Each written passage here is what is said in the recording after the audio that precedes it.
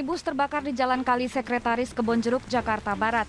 Api membakar seluruh badan mobil. Satu unit mobil pemadam kebakaran diturunkan ke lokasi dan langsung memadamkan api. Menurut pemilik, mobil terbakar di bagian depan saat sedang melaju. Saya lagi jalan, Bang. Lagi jalan. Saya minggir, balas WA, segala macam. Habis itu tiba-tiba ada orang ngasih tahu lewat. Bang, itu mobilnya kebakar, katanya. Saya kan nggak ngeh ya. Tiba-tiba udah ada api, saya keluar udah ada api. Untungnya bisa keluar, Bang. Kobaran api berhasil dipadamkan dalam setengah jam dan arus lalu lintas dari arah Pesing menuju Grogol, Jakarta Barat kembali normal usai peristiwa ini. Dari Jakarta, Miftahul Gani, iNews melaporkan.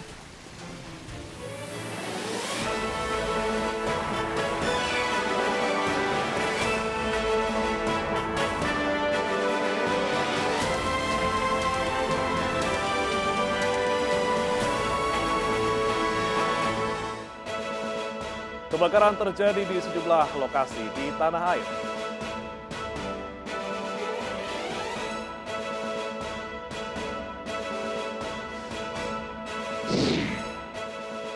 Ridwan Kamil, Ganjar Pranowo, dan Anies Baswedan tanggapi komentar Jokowi soal pemimpin berambut putih.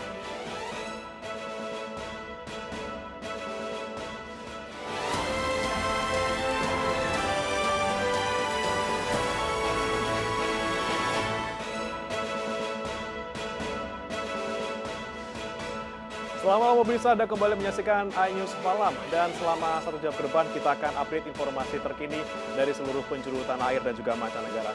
Bersama saya Beri Maratinaya, inilah iNews Malam selengkapnya.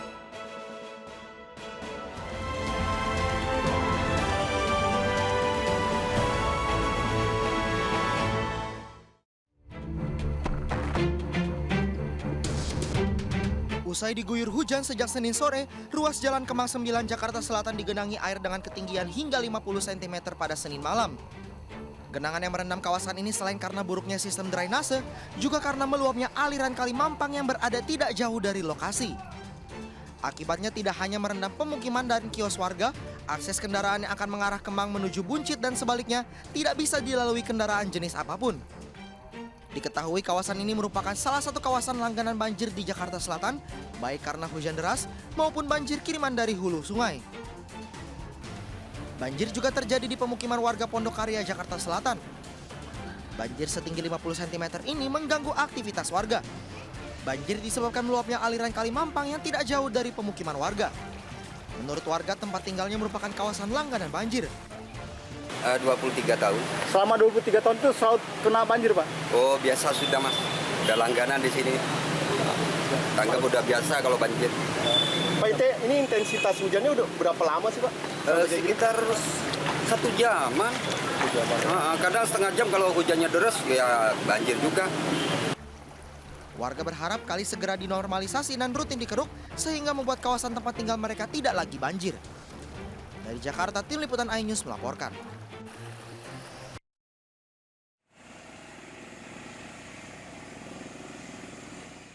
Senin pagi petugas kembali menemukan 2 jenazah korban gempa yang tertimbun longsor di Cijedil, Cianjur, Jawa Barat.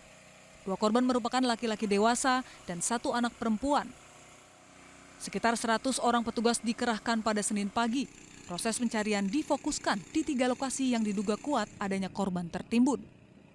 Tingginya timbunan tanah dan material bangunan menghalangi pencarian dan menyulitkan petugas.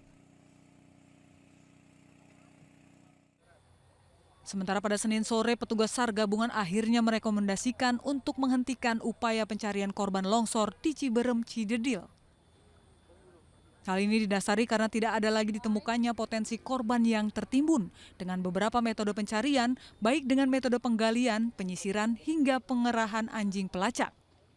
Peralatan pencarian dan evakuasi pun langsung diangkat. Meski begitu, tim gabungan masih menunggu kepastian dan keputusan dari Posko Induk Basarnas. Kalau untuk keputusan kita menunggu dari keputusan SMC, Pak ya. Namun dari hasil pencarian hari ini di worksite Warung Sate Sinta, untuk seluruh titik-titik yang kita curigai sudah kita bongkar dan kita periksa menggunakan alat dan menggunakan K9, itu kita nyatakan clear, Pak.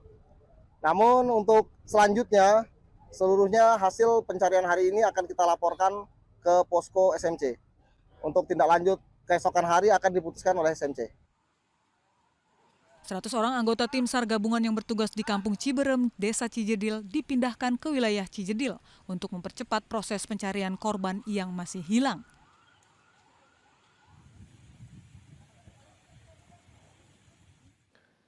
Dengan ditemukannya 2 jenazah hari ini, total korban meninggal dunia akibat gempa Cianjur menjadi 323 orang. BMKG melalui Bupati Cianjur menyatakan warga sudah bisa kembali ke rumah yang tidak rusak. Hari ini, tim dari Basarnas alhamdulillah telah menemukan 2 korban yang tertimbun tanah di Desa Cijedil. Sehingga meninggal dunia sudah tercatat 323 jiwa. Artian penambahan hari ini Senin tanggal 28 bulan 11, 2 jiwa. Korban hilang yang masih dalam pencarian sampai saat ini tinggal 9 jiwa lagi. Mudah-mudahan ini besok kita teruskan, mudah-mudahan bisa, mohon doanya bisa ditemukan. Saya sudah menerima surat dari BMKG yang intinya merilis bahwa aktivitas gempa susulan makin berkurang sehingga masyarakat dapat kembali ke rumah yang tidak rusak strukturnya. Ratusan korban gempa di Cianjur, Jawa Barat terpaksa mengungsi di tempat pemakaman umum. Hal itu mereka lakukan karena tidak ada lagi lokasi untuk mengungsi.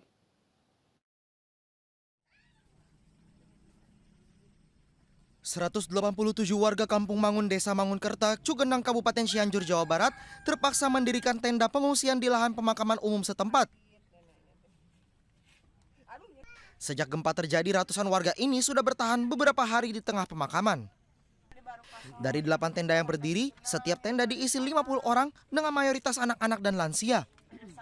Diketahui mereka memilih mengungsi di area pemakaman karena lebih dekat dengan tempat tinggal, sedangkan posko pengungsian yang didirikan pemerintah terlalu jauh.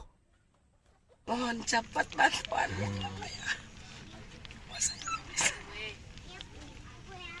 Ini mas keluarga, Pak.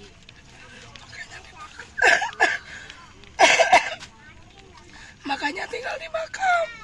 Rumahnya habis tinggalin. Di desa ini terdapat ribuan rumah warga yang rusak dan termasuk lokasi terparah terdampak gempa dengan magnitudo 5,6 yang terjadi Senin pekan lalu. Dari Sukabumi, Jawa Barat, Budi Setiawan, iNews melaporkan. Sejumlah organisasi perangkat daerah di Majalengka, Jawa Barat mengirim bantuan sembako untuk korban gempa Cianjur. Bantuan disalurkan pada korban gempa Cianjur melalui BPBD Majalengka.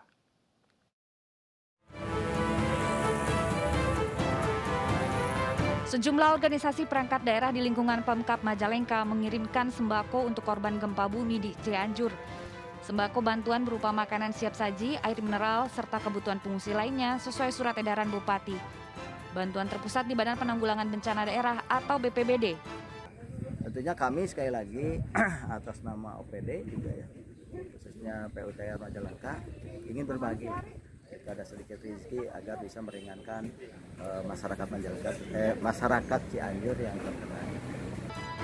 BPBD mencatat ratusan kardus mie instan, makanan siap saji dan kebutuhan korban gempa bumi di Cianjur telah terkumpul di gudang dan dalam waktu dekat akan disalurkan.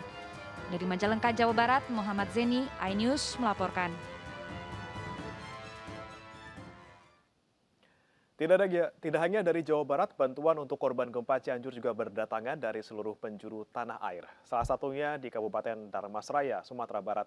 1 ton 400 kg daging rendang dimasak untuk segera dikirimkan ke Cianjur, Jawa Barat.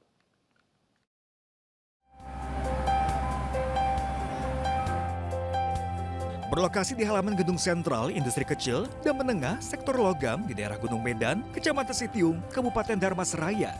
Puluhan masyarakat beserta perangkat pemerintahan Kabupaten Dharmasraya, Sumatera Barat menggelar kegiatan marandang atau memasak rendang secara massal.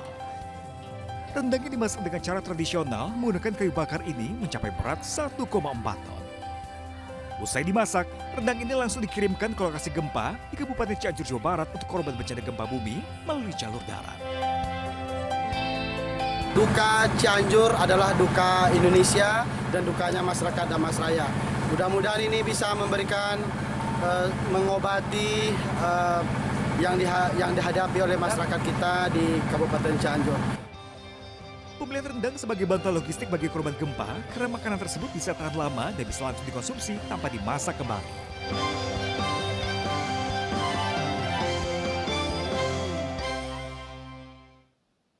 Korban gempa Cianjur di tenda pengungsian mulai terserang penyakit. Pengungsi mengeluh demam, batuk, dan juga pilek.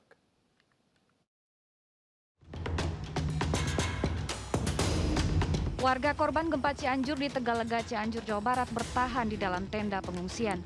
Mereka harus menghadapi dinginnya malam dan hujan deras di dalam tenda pengungsian itu. Setelah menempati tenda pengungsian, warga mulai mengeluhkan sakit mulai dari demam, batuk, dan pilek. Pengungsi berharap bantuan berupa obat-obatan dan juga pemeriksaan tim medis. Apa nih yang Ibu butuhkan? Obat-obatan? Obat-obatan, beras, terus minyak goreng. Pertama sih obat-obatan ya, soalnya kan buat kesehatan gitu. Cuaca lagi kayak gini, terus memang ada gempa bumi lah gitu. Ya udah, obat tungkul lah, obat-obatan nggak ada. Obat-obatan sama sembako. Ya sama sembako gitu. Jadi yang dibutuhkan saat ini obat-obatan, Bu ya? Iya. Anak-anaknya pada sakit nih. Gempa susulan masih sering terjadi di wilayah Cianjur hingga membuat pengungsi merasa khawatir. Dari Cianjur, Jawa Barat, Muhammad Andi, iNews melaporkan. Dan pemirsa, untuk mengetahui kondisi terkini di Rumah Sakit Lapangan Cianjur, kita sudah terhubung dengan Letkol Laut Dr. Satrio Sugiharto Mahfudi, Komandan Batalion Kesehatan 2 Marinir. Selamat malam, Dr. Satrio. Fasilitas apa saja yang dilayani di rumah sakit di sana? Jadi kami menggelar rumah sakit lapangan, tergelar tenda-tenda lapangan dan unit pelayanan rumah sakit, di mana pelayanan untuk rawat inap, UGD dan pelayanan poli kita gelar di rumah sakit yang tersebar di beberapa tenda. Sementara untuk tindakan-tindakan operasi, baik ringan, sedang maupun berat, kita kerjakan di unit truk rumah sakit lapangan yang terbagi menjadi unit untuk pemeriksaan penunjang atau screening. Seperti contohnya unit radiologi atau pemeriksaan Ronsen, X-ray. Kemudian dalam truk itu juga disiapkan USG portable. Ini maksudnya apa? Untuk memberikan pemeriksaan penunjang untuk mengawali premedikasi saat melakukan tindakan operasi. Kemudian ada unit berikutnya yaitu laboratorium. Ini kaitannya juga untuk menegakkan diagnosis. Baik itu dari hasil pemeriksaan darah maupun dari hasil pemeriksaan alat-alat canggih seperti radiologi, X-ray, dan USG. Kemudian di samping itu juga yang tidak kalah pentingnya yang kami tawarkan untuk masyarakat Cianjur ataupun korban-korban terdampak bencana, yaitu ada unit truk kamar operasi. Ini untuk melaksanakan kegiatan-kegiatan tindakan medik intervensi, dalam hal ini operasi yang sifatnya situ ataupun operasi yang sifatnya elektif. Demikian. Oke, Pak Satrio, ini untuk fasilitas di sana sudah mencukupi dengan jumlah pasien yang datang, dan biasanya pasien ataupun korban yang datang ke sana ini mengalami penyakit apa, Pak? Jadi kami membagi tim anggota tenaga kesehatan ini terbagi di unit ambulans, sifatnya mobile yang bergerak. Jadi mengantarkan pasien ataupun menjemput ataupun melakukan referral atau rujukan ke RSUD yang masih membuka pelayanan. Dari pelayanan yang ada, kita juga fokus pada mereka-mereka masyarakat yang terdampak daripada bencana gempa bumi ini untuk kasus-kasus traumatik dan kasus-kasus penyakit kronik seperti diabetes, hipertensi, ataupun keluhan-keluhan lain. Saat ini yang sudah kita layani dari hari pertama sampai masuk hari ketiga, di hari pertama kami melayani kurang lebih ada 167 warga layanan lewat poli umum, kemudian ada 2 warga atau korban yang kita lakukan pemeriksaan penunjang radiologi, kemudian diikuti oleh perawatan lanjutan yaitu perawatan inap. Di hari kedua cukup banyak animo masyarakat begitu tahu rumah sakit lapangan tergelar di daerah Kecamatan Karangtengah. Yaitu total pasien kami rawat di hari kedua agak lumayan banyak, yaitu kurang lebih 227 pasien untuk rawat jalan, kemudian diikuti oleh perawatan atau rawat lanjutan yaitu rawat inap, kurang lebih 5 pasien. Baik. Kemudian untuk hari yang ketiga, saat ini animo masih cukup besar, ataupun korban yang kita tangani juga masih cukup kompleks. Ada sekitar kurang lebih 147. Dan perawatan lanjutannya, perawatan inap, ada 5 pasien dengan kasus yang kompleks. Demikian. Baik, terima kasih Letkol Laut Dr. Satrio Sugiharto Mahfudi, Komandan Batalion Kesehatan 2 Marinir telah bergabung bersama kami di iNews Malam, dan semoga rumah sakit ini terus bisa membantu masyarakat yang membutuhkan di sana. Dan pemirsa, iNews Malam masih akan kembali dengan informasi hujan deras dan angin kencang menerjang kawasan Sidoarjo Utara, Jawa Timur. Informasinya sesaat lagi.